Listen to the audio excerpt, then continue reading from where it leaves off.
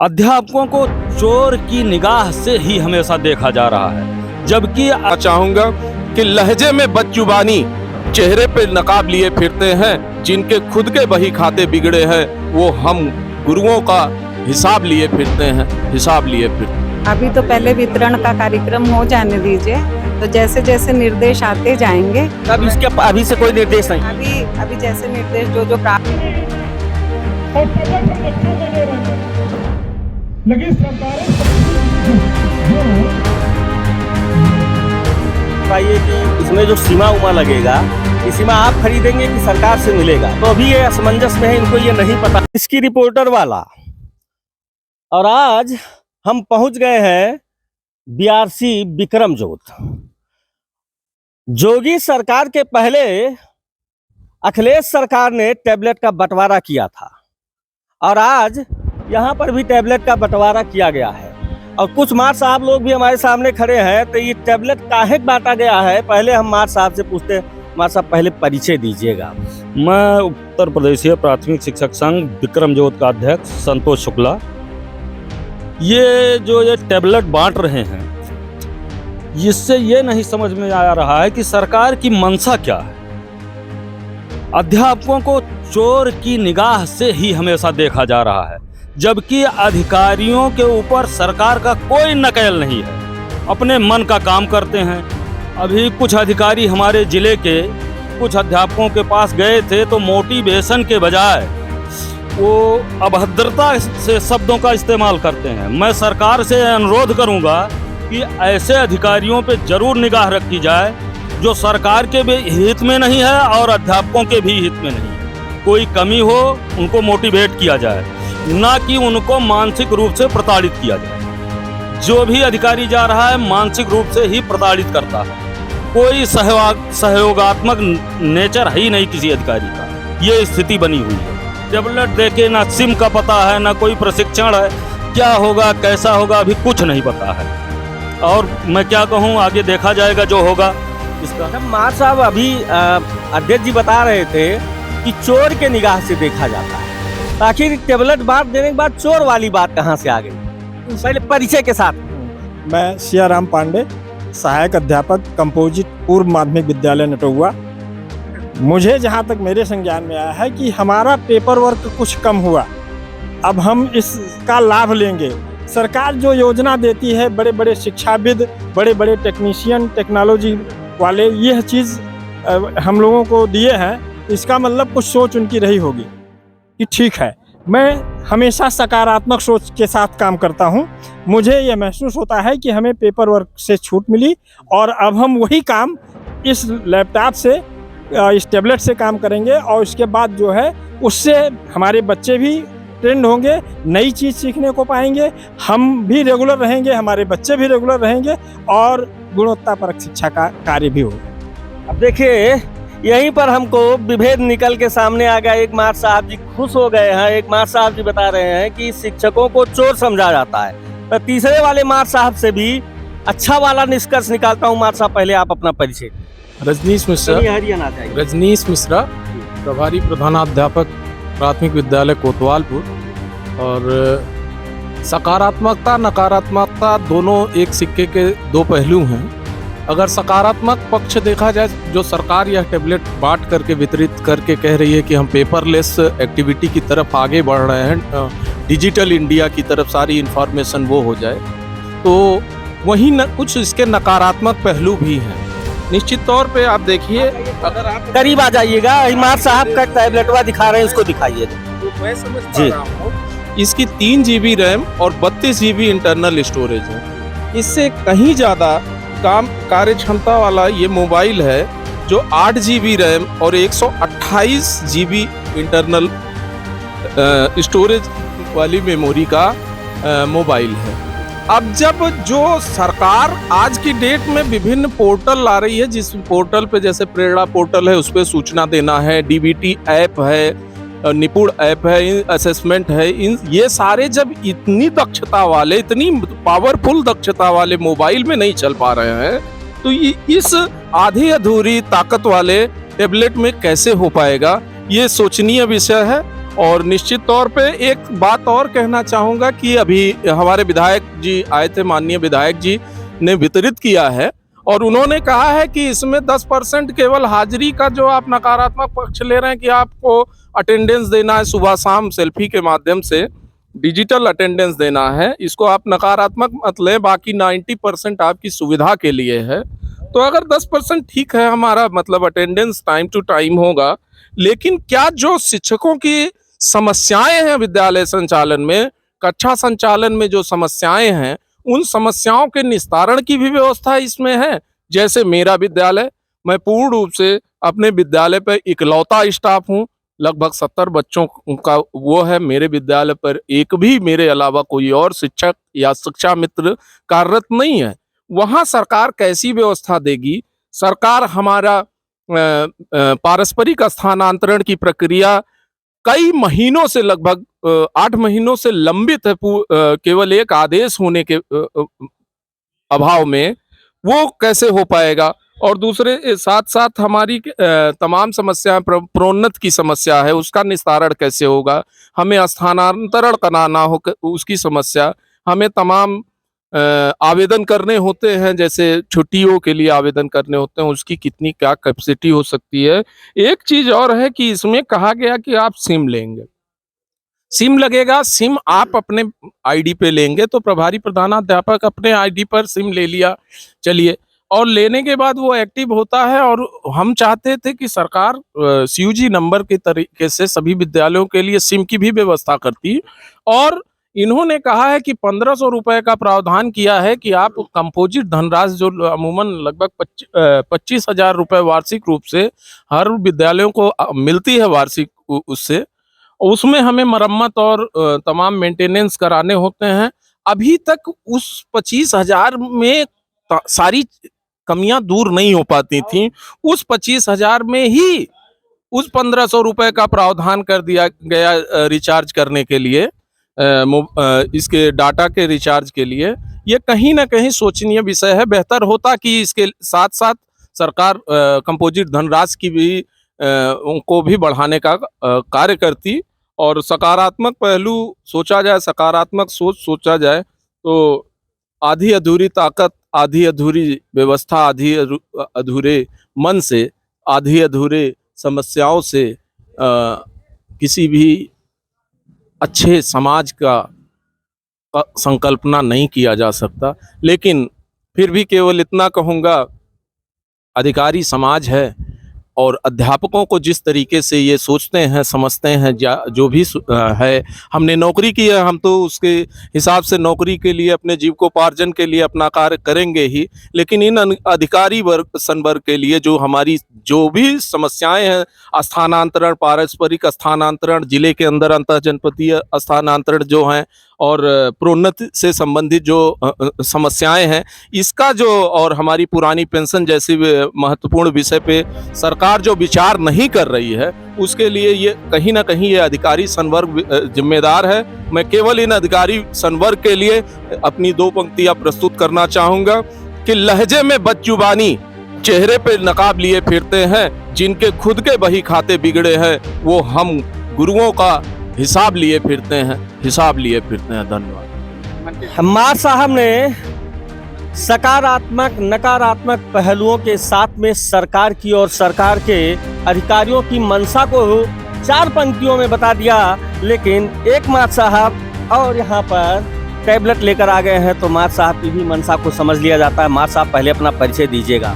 मैं सत्य प्रकाश कनौजिया, प्राथमिक विद्यालय अकवारा प्रधानाध्यापक और इस ब्लॉक का उत्तर प्रदेश से प्राथमिक शिक्षक संघ का ब्लॉक मंत्री भी हूँ। आज हम लोगों को टैबलेट दिया गया है विभाग के तरफ से।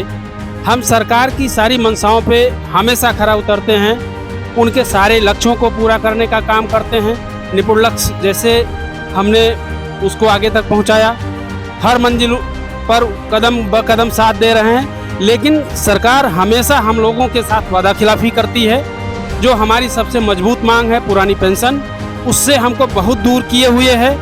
तो हमारे कहने का मतलब सीधा सा यही है, हम शिक्षक हैं, हम दोनों चीज़ों का निर्माण एक साथ करते हैं। और सीधी सी बात है, मेरा जो मानना है, मेरे शिक्षकों का जो मानना है कि जो जिम्मेदारी आपने हमें दी है उसको हम पूरा करेंगे।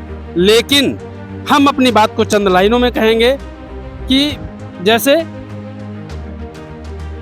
आज हमारे बीच पुरानी पेंशन का मुद्दा है, स्थानांतरण का मुद्दा है, तमाम अध्यापकें दूर से आ रही हैं, तो भाई कम से कम हमारी जो मांगे हैं, धरना दिया जा रहा है, उनका स्थानांतरण किया जाए, जिले के अंदर की जो समस्याएं हैं उनको हल किया जाए। अगर समस्याएं नहीं हल होती हैं तो हमारा अध्यापक समाज जो कार्यरत है ये कुंठित होगा और कुंठित मन से किया गया कोई भी कार्य अपने मंजिल तक नहीं पहुंचने देगा। और हम सरकार के साथ लगे हैं तो सरकार को हमारे साथ लग के हमारी मांगों को पूरा करना चाहिए। इसी के साथ मैं अपनी वाणी नहीं, इसी के साथ विराम कैसे दे देंगे मार साहब? ये थमाया कहाँ गया, इसको बताया ही नहीं आपको। ये टेबलेट सरकार जो है दी है कि हम टेबलेट पर अपना काम करें और कमुआ क्या करना है? काम इस पर बच्चों की उपस्थिति है, अध्यापक की उपस्थिति है, लेकिन सरकार ने हम लोगों की समस्याओं को टेबलेट देते समय नजरअंदाज किया है। जैसे भाई स्थानांतरण किया नहीं, दूर दराज से आ रहे हैं तो समय से हम पहुंचने का पूरा प्रयास करते हैं, हमारा पूरा अध्यापक समाज समय से पहुंचता भी है, इसमें कोई इटपट नहीं है। लेकिन कहीं कैजुअलिटी हो गई तो अभी तक जो सुने हैं, अभी प्रयोग तो नहीं किए कि 9:15 पर ही अटेंडेंस लग जानी है, 11 बजे तक एमडीएम चढ़ जाना है। तो 5 मिनट अगर अध्यापक हमारा लेट हो गया तो पूरे दिन अब्सेंट। और प्रेरणा पोर्टल पर, मानव संपदा पर 9 बजे के बाद अध्यापक जो है छुट्टी नहीं ले सकता। क्या होगा इसका भविष्य? ये गर्त में ले जाएगा या आगे ले जाएगा, कुछ कहा नहीं जा सकता। अब प्रयोग होने के बाद ही इसका रिजल्ट सामने आएगा। आइए थोड़ा और करीब बढ़िए, ये भीड़ दिखाया जाए शिक्षकों का। जो शिक्षक लोग आज यहाँ इकट्ठा होकर, अभी विधायक जी यहाँ पर आए थे और विधायक जी टैबलेट देकर गए हैं शिक्षकों को। और टैबलेट वितरण कार्यक्रम अगर आप जूम करेंगे कैमरा तो आपको सामने से दिखाई देगा। टैबलेट वितरण कार्यक्रम ब्लॉक विक्रमजोत बस्ती। यहाँ जब मैं शिक्षकों से पूछ रहा हूँ तो शिक्षक कुछ इसका सकारात्मक पक्ष दिखा रहे हैं और कुछ नकारात्मक, और कुछ सकारात्मक और नकारात्मक के बीच का मार्ग निकाल के बता रहे हैं। तो एक आध मार साहब को और पकड़ लिया जाए। मार साहब तो नहीं खड़े हो जाते, कुछ बता देते ही टैबलेट वैबलेट कहाँ मिल रहा? मैंने मिल गया। मार साहब आ जाइए, मार साहब हरियाणा आ जाइए संग, ये का आ जाइए। टैबलेटवा आपका कहाँ गया? ए भैया टैबलेटवा दे दीजिए, कहाँ है टैबलेटवा? थमाइए पहले। मार साहब पहले आप परिचय दे दीजिए। मेरा नाम सुखराज, प्राथमिक विद्यालय जिजराम बस्ती विक्रमजोत। हम पूछ रहे हैं मार साहब, आज आप लोग यहाँ इकट्ठा हुए हैं, टैबलेट मिल रहा है, कुछ मार साहब लोग हमको बताएं कब मिल काहे रहा है, बताइए। इस टैबलेट से बच्चे और अध्यापक का ऑनलाइन हाजिरी होगी जी। और जो रजिस्टर, जितने भी रजिस्टर उसको डिजिटलाइज किया जा रहा है जी। मेरी प्रसन्नता है मिल जाने से। ऐसा है कि जो सरकार की जो मंशा है, हम लोग कर्मचारी हैं, सरकार जो भी आदेश करेगी उसको हम लोग को करना होगा। खुशी मन से करना है कि जबरदस्ती करना है? मार साहब नौकरी है, जब खुशी मन से किए हैं तो क्या करें। आ जाइए मार साहब, आपको कुछ बता दीजिए।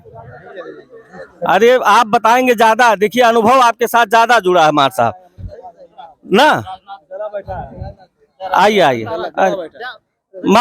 मार साहब का गला बैठ गया है, बोलेंगे नहीं, लेकिन हाँ ये है पीछे से हमको बताए थे, जरूर पूछिएगा। अब जब बोलने का नहीं बोलेंगे। मार साहब आप कुछ बताओ जी टैबलेटों के बारे में, कहाँ गया? बताएंगे कि नहीं बताएंगे? तो बताए, खड़े हो जाइए मार साहब, थोड़ा सा बता दीजिए कहाँ थमाया गया। बता दी पहले सिम मिले सरकारी, तो फिर बताइए क्या करिए। सरकारी मिलेगा कि आपको खरीदना है? सरकारी सिम मिले, पैसा हम भरा ना कंपोजिट से। पैसा आप एक देना है? पैसा कंपोजिट से मिले, सीमा सरकार दे, तभी मिला ना। कुछ मिले तो बताइए फिर। सरकार के नाम से सीमा रहेगा कि आपके नाम से? सरकार जाने भैया केकरे नाम से रहे, सरकार जो बताए वही करी जाए। अब ये क्लियर ना है केकरे नाम से? तो भाई क्लियर ना है ना भाई, सरकार दे। अब शिक्षकों की को ये जानकारी नहीं थी कि सीयूजी नंबर होगा या हमको प्राइवेट नंबर खरीद के लगाना होगा। तो मैम से मैं उसकी जानकारी लेता हूं। पहले मैम मैं चाहूंगा कि आप टैबलेट वितरण कार्यक्रम जो किया गया है उसके बारे में बताइएगा। टैबलेट जो है आज 221 थे टोटल 118 विद्यालय के सापेक्ष। तो ये सारे लोगों को दिया गया है। आज जो माननीय विधायक जी के समक्ष सबको दिया जा रहा है और इससे ये रहेगा कि जो इन लोगों ने रजिस्टर जो मैनुअल बना रखते हैं तो 14 रजिस्टर इनके हाथ ही में रहेगा एक तरीके से। तो मैम मैं अभी शिक्षकों से जब पूछा, हम कहे कि बताइए कि इसमें जो सीमा उमा लगेगा, इस सीमा आप खरीदेंगे कि सरकार से मिलेगा? तो अभी ये असमंजस में है, इनको ये नहीं पता है कि सिम इनको अपने नाम से लेना है या सरकार इन्हें मुहैया कराएगी।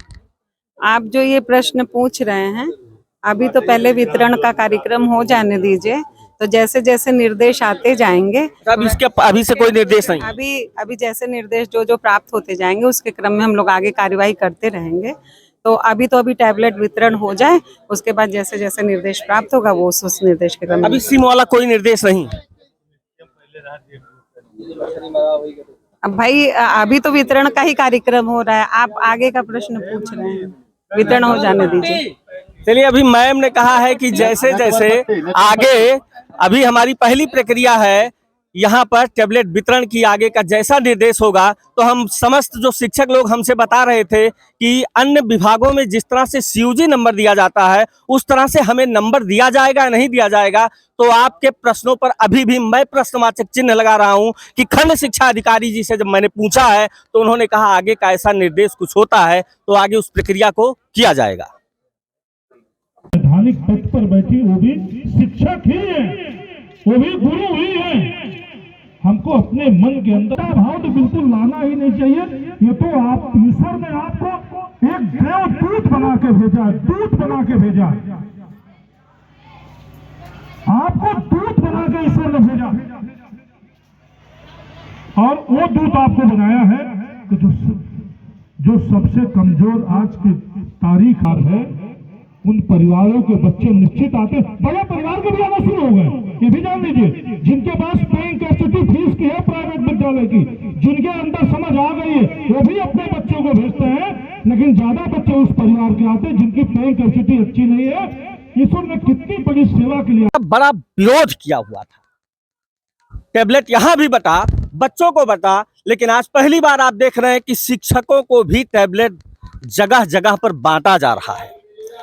इसकी जो कुछ कमियां निकल कर आई हैं कि सरकारी विभाग में अन्य लोगों को तो CUG नंबर दिया जाता है, लेकिन हमारे पास जो पहले से ग्रांट आ रहा था उसी में सिम वाली भी व्यवस्था कर दी गई है। हमको अलग से कोई ग्रांट इसके लिए नहीं दिया गया है। दूसरा, भी मार साहब लोगों को ये नहीं पता है ये सिम किसके नाम से रहेगा। अगर सरकार सिम दे रही है तो ठीक है, लेकिन अगर इनके नाम से सिम हो रहा है और इनका ट्रांसफर कहीं और हो जा रहा है तो सिम किसी दूसरे शिक्षक के हाथ में लगेगा और उसका दुरुपयोग होगा तो सजा के हकदार ये बन जाएंगे। मोदी जी और जोगी जी, हम आपको इन शिक्षकों की भीड़ को दिखा रहे हैं जो अभी बार बार पुरानी पेंशन की बात किए हैं। आप इनके बुढ़ापे की लाठी तो छीन लिए हैं और जब इनकी उम्र ढल रही है, बच्चों के साथ नहीं नाती के साथ खेलने की उम्र आ रही है तो आप इनको टैबलेट थमा दे रहे हैं। तो टैबलेट तो थमाइए, ठीक है, लेकिन इनकी भी समस्याओं को ध्यान में रखिए कि आखिर बुढ़ापा में क्या करेंगे। और टैबलेटवा से तो काम नहीं चलेगा। तो हमारा आपसे कहने का सिर्फ एक मतलब है कि इनकी समस्याओं को ध्यान रखिए और आप सभी से निवेदन है कि इस वीडियो को इतना फैलाइएगा, कम से कम उम्र के चौथे पड़ाव पर पहुंच चुका हमारा शिक्षक अपने उम्र के अंतिम पड़ाव पर तरसे ना। तो इस वीडियो को अधिक से अधिक फैलाइएगा और चैनल को लाइक से सब्सक्राइब करना मत भूलिएगा। जय हिंद, जय राष्ट्र।